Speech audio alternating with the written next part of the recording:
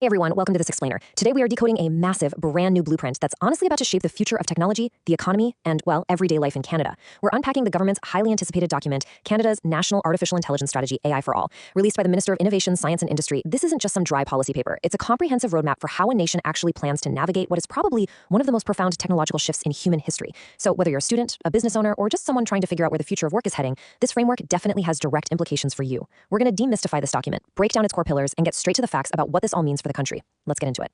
Okay, let's dive into this. Right at the outset, the framework forces us to confront a pretty uncomfortable question. With AI rapidly becoming the foundational driver of global economic growth, productivity, and geopolitical power, is Canada falling behind? I mean, the nations that lead in AI are the ones who are going to shape global markets and supply chains, right? That transformation is already underway. The government is directly acknowledging that this moment carries extraordinary opportunity, for sure, but also profound strategic risk if Canada doesn't act with absolute urgency. To really understand that risk, we have to look at what I call the Canadian AI paradox. Because get this, Canada actually helped invent modern AI.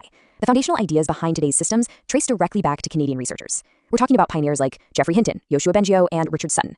Canada seriously has some of the absolute strongest AI research talent on the planet. Yet despite being a global innovator, there's this massive adoption gap. Statistics Canada reports that only 12% of Canadian businesses are actually using AI to produce goods or services right now. And when you look at small and medium-sized businesses, it's even lower, sitting at about 8%.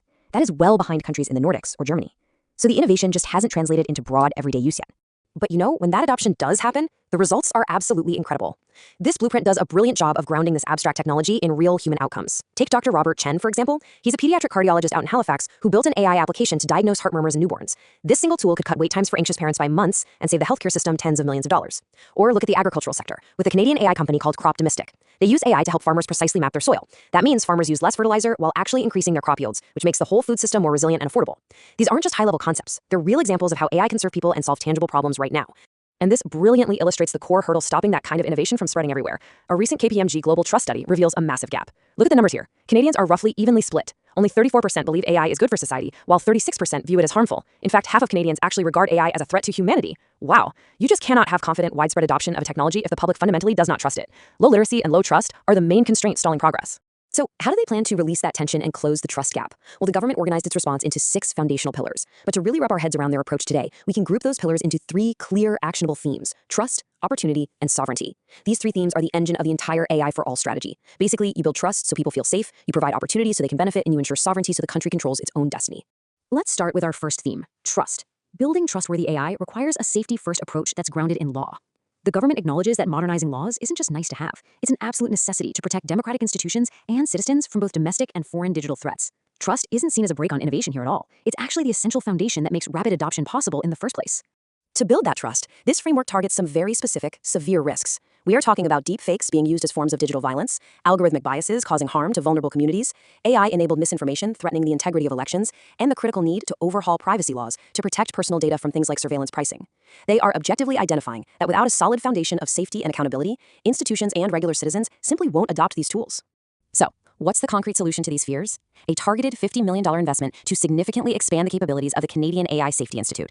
This funding is specifically designated to track emerging AI risks, advance technical safety research, and conduct transparent evaluations of AI models.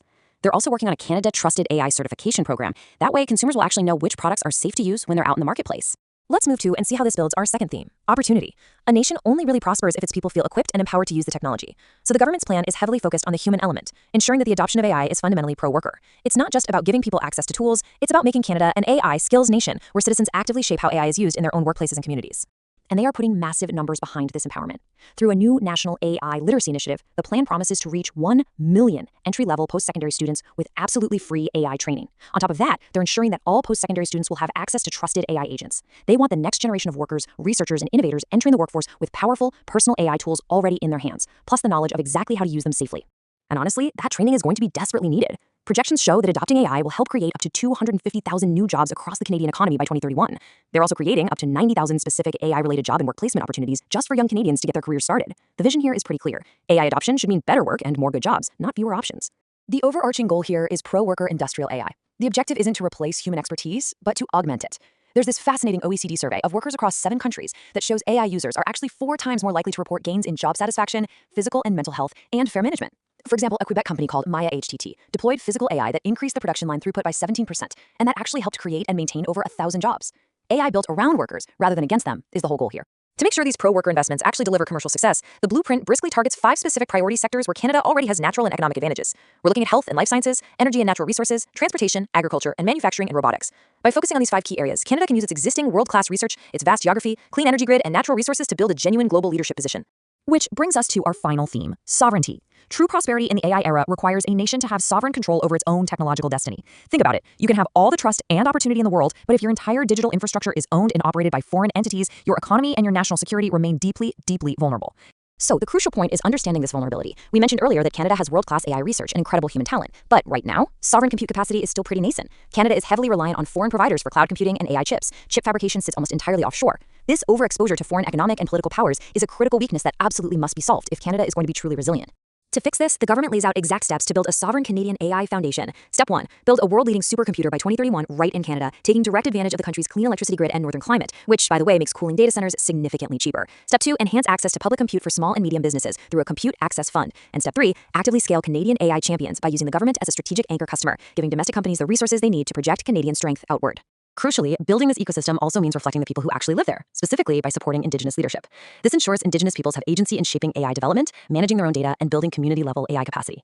The strategy also emphasizes cultural diversity, noting how important it is to strengthen the French language within AI models, capturing its unique idioms and cultural contexts so the technology truly reflects Canadian society. Now, what's really interesting about this slide is the overarching message driving all of this, summarized in a powerful call to action from the minister. This is Canada's AI for all moment. Let's seize it. This isn't just rhetoric. It really summarizes the absolute urgency of the situation. Canada has the talent, the energy grid, the democratic stability, and now the strategic roadmap to move from reliance to resilience. But it requires execution across classrooms, businesses, and government. And that leaves us with one final, pretty provocative question to end this explainer. What role will you play in this future? The government is rolling out literacy programs, compute funds, and safety standards, but ultimately adoption comes down to individuals. Will you take advantage of the upcoming training? Will you help shape how AI is used in your workplace? The tools are being laid out right in front of us. How you choose to use them will define the success of this blueprint. Thanks for joining me for this explainer, and keep learning.